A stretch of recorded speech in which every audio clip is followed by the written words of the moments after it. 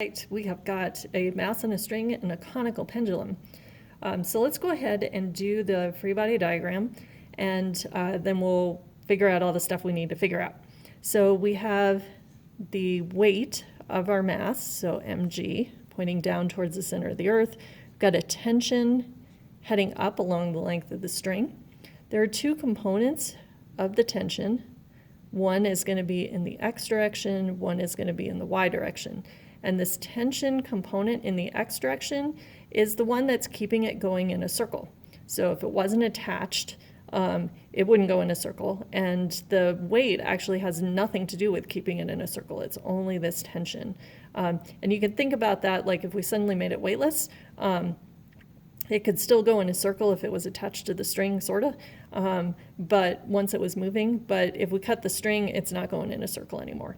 So the equation that we've got is T sine theta is equal to ma, and in this case that's going to be mac because that's the component that's making it stay in a circle, and that's the centripetal acceleration.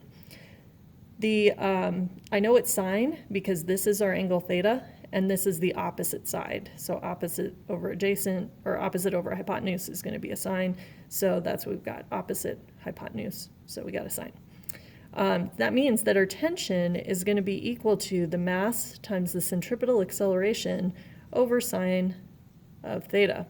But that means we're going to need the centripetal acceleration. So in order to do that, we're going to have to do some other calculations here. Not least of which is to figure out what the radius is. So we've got this side here, which they tell us the string is 5 meters long. We have an angle here of 20 degrees. And our radius is going to be this side. So this is r.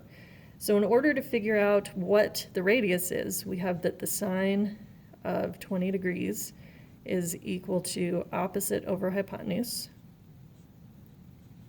or r is going to be equal to 5 times the sine of 20, which is going to be 1.71 meters. So now we have radius. We can figure out our speed by doing 2 pi r over the period.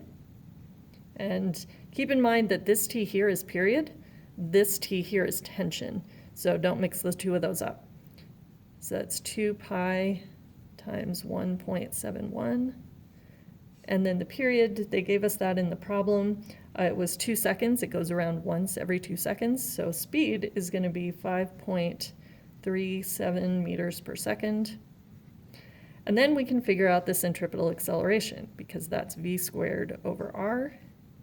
So we have 5.37 squared divided by 1.71, which is 16.9 meters per second squared.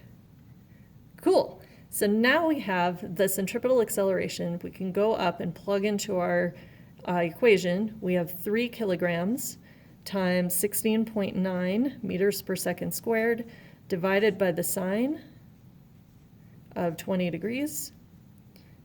And that ends up being 148 newtons.